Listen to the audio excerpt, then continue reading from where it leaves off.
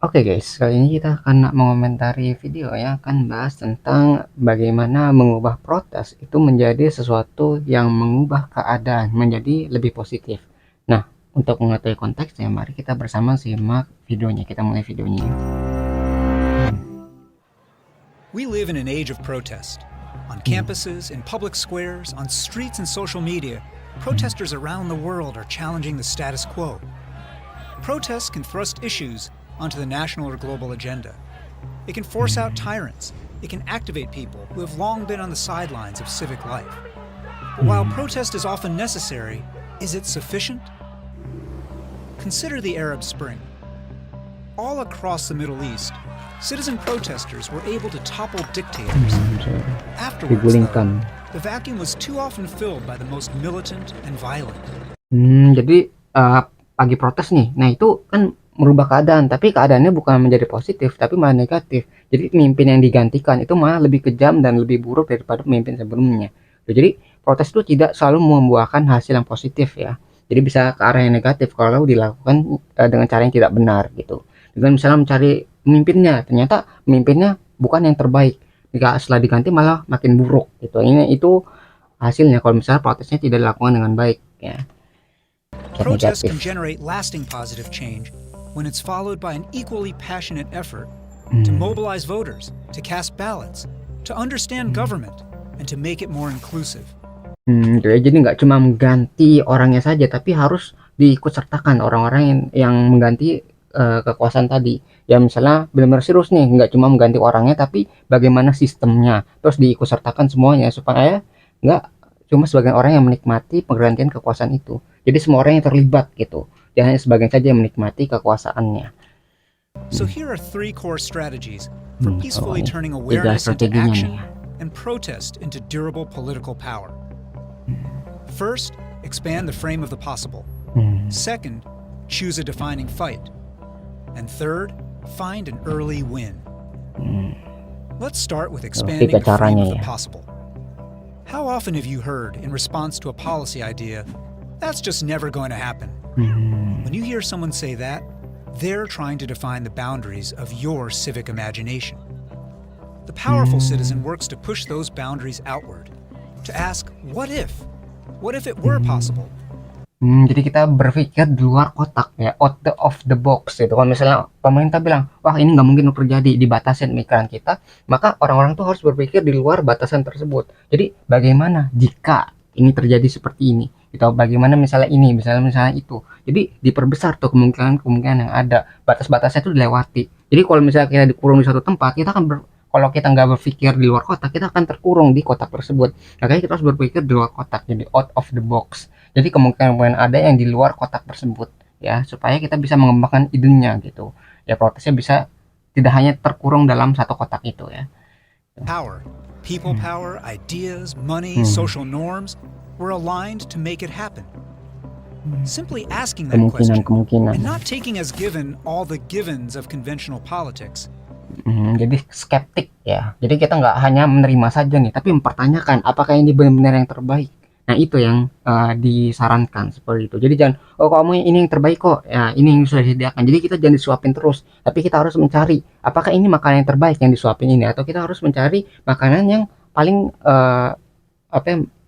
sesuai dengan yang kita butuhkan. Itu jangan hanya mau disuapin aja, mau dibantu aja, terus kita harus ngemis-ngemis gitu ya sama orang yang berkuasa. Jadi kita harus menentukan nasib kita sendiri di sini ya.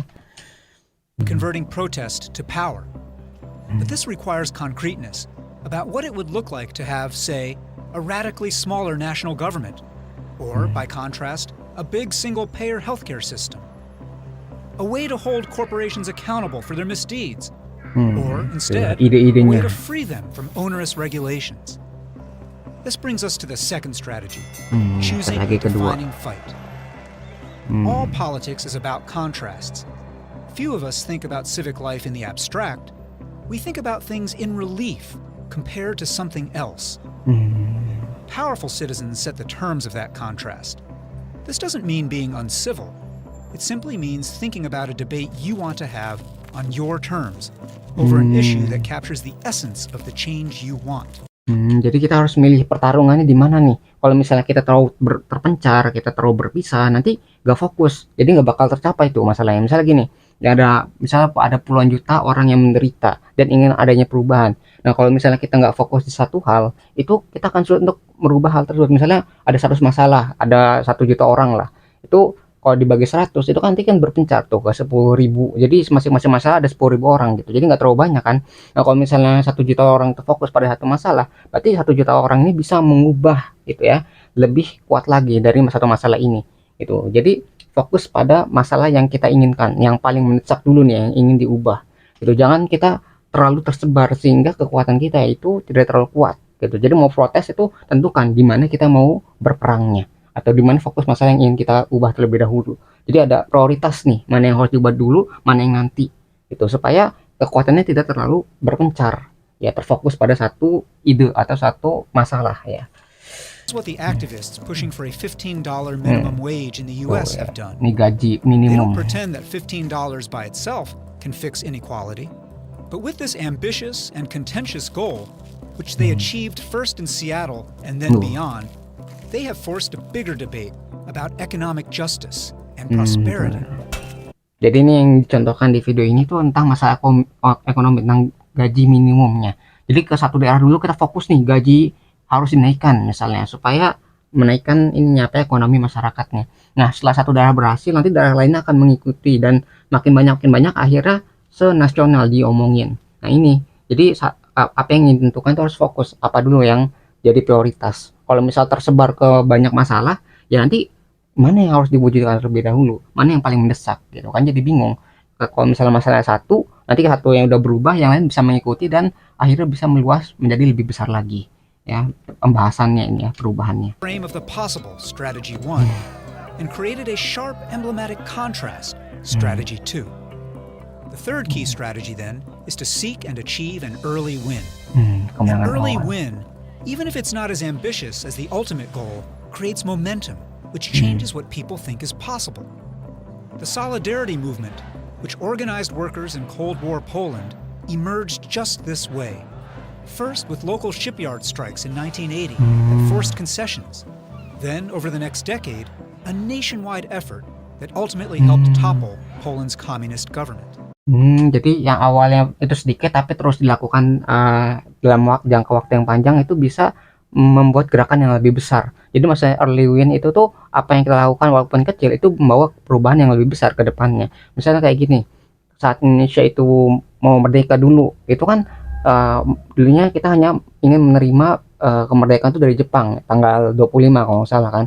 Nah, para pemuda itu kan berpikir, wah kalau kita nunggu dari Jepang itu bakal lama, maka mereka akan mengambil kemenangan lebih awal dengan cara mengumumkan kemerdekaan di 17 Agustus gitu. Jadi perubahan atau pemikiran anak muda ini itu mengambil kemenangan di awal gitu. Ketika kemerdekaan itu sudah diambil ya di tanggal 17, itu berarti kan kekuasaan udah nggak kosong lagi di Indonesia, sehingga Indonesia bisa menentukan nasibnya sendiri. Walaupun ya setelah Indonesia merdeka ya dianggapnya kan 1945 itu masih ada agresi militer karena si Belanda itu belum mengakui kemerdekaannya. Tapi kita sudah mengambil kemerdekaan atau kemenangan awal di 17 Agustus 1945-nya. Kalau kita nggak mau mengambil kemerdekaan di tanggal segitu, kemungkinan besar kita akan dijajah kembali. Karena kan ketika tanggal 25 itu sebenarnya hanyalah penyerahan kekuasaan dari Jepang ke Belanda, karena kan Jepang kalah gitu ya keadaannya. Maka nanti kekuasaannya akan diserahkan kembali ke Belanda. Kita telah mengambil kemenangan awal di 17 Agustus.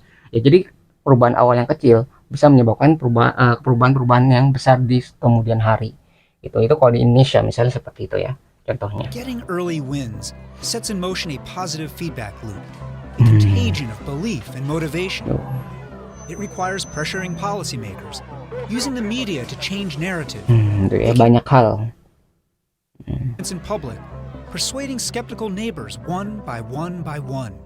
Ya, jadi kecil tapi makin lama makin besar gitu. Jadi dari semua hal, dari berbagai sisi kita bisa memenangkan sesuatu. Walaupun kecil tapi kalau semuanya ditumpuk ya diakumulasi itu menjadi kemenangan yang besar gitu ya. Kayak misalnya kita belajar aja lah. Kita belajar kan nggak langsung pintar, tapi kita belajar sedikit demi sedikit, kita memahami sesuatu enggak akhirnya semua kita bisa memahami segalanya. Gitu. Jadi sedikit demi sedikit, yang penting hasilnya kita bisa mendapatkan di akhirnya gitu. sexy as a protest, but this is the history of the US civil rights movement, of Indian independence, of Czech Banyak self-determination. contohnya. Not the single sudden triumph, but the long, slow slog. Jadi nggak tiba-tiba menang, nggak tiba-tiba merdeka gitu, nggak tiba-tiba berhasil, tapi ada perjuangan-perjuangan kecil yang akhirnya menghasilkan sesuatu yang besar. Jadi sedikit demi sedikit, kayak early win atau kemenangan awal itu kayak gitu. Jadi sedikit demi sedikit hingga akhirnya semua itu terkumpul, terakumulasi dan memenangkan sesuatu yang besar. Ya, jadi banyak contohnya itu di luar negeri. You don't have to be anyone special to be part of this grind, to expand the frame of the possible, to pick a defining fight, or to secure an early win. Itu ya strateginya itu ya. Jadi kita harus mengembangkan ide di luar kotak kita. Jadi berpikir kemungkinan-kemungkinan yang ada. Habis itu kita milih pertarungan mana yang harus kita pilih. Kalau misalnya kita kita nggak fokus ke masalah yang penting, kita akan tersebar. Dan kalau misalnya tersebar, kita nggak punya kekuatan yang cukup untuk mengubah sesuatu. Jadi fokus dulu nih, mana pertarungan yang harus kita pilih. Ya, kita harus pilih di mana yang paling menguntungkan atau paling bisa mengubah hidup kita. Baru kita nanti mulai bergerak dengan tadi kemenangan-kemenangan kecil. Misal dengan meyakinkan teman-teman kita dulu, ya keluarga kita dulu. Setelah keluarga kita nanti ke teman-teman kita yang lebih besar hingga akhirnya menjadi momentum tadi kan. Habis momentum nanti udah tuh bisa ke satu daerah, ke satu kecamatan, kota sampai provinsi dan mungkin ke satu negara. Gitu. Jadi terus dari yang kecil, kemenangan kecil hingga ke kemenangan yang besar karena terakumulasi kemenangannya itu. Have to be a participant and to live like a citizen. The spirit of protest is powerful. So is showing up after the protest. You can be the co-creator of what comes next. Tapi yang penting nggak cuma sekarangnya saja kita berjuang, tapi perjuangan apa setelah kita berhasil. Jadi jangan cuma wah udah berhasil dan berubah gitu, udah merdeka. Tapi kan setelah merdeka itu apa yang kita bisa lakukan gitu. Jadi perjuangan tuh nggak pernah selesai. Jangan kita berharap oh udah merdeka nih, berarti udah selesai. Enggak, tapi setelah merdeka apa yang bisa kita lakukan gitu ya. Jadi nggak cuma perjalanan di saat itu, tapi bagaimana ke depannya, bagaimana masa depannya kita menata kehidupan kita. Ya itu mungkin yang bisa kita pelajari dari video seperti ini. Nah kalau misalnya kalian tertarik dengan sumber videonya, link sudah saya cantumkan di deskripsi video. Nah mungkin sekian yang bisa saya sampaikan, semoga video bisa bermanfaat. Kurang lebih mohon maaf, kita ketemu lagi di pembahasan selanjutnya, insya Allah.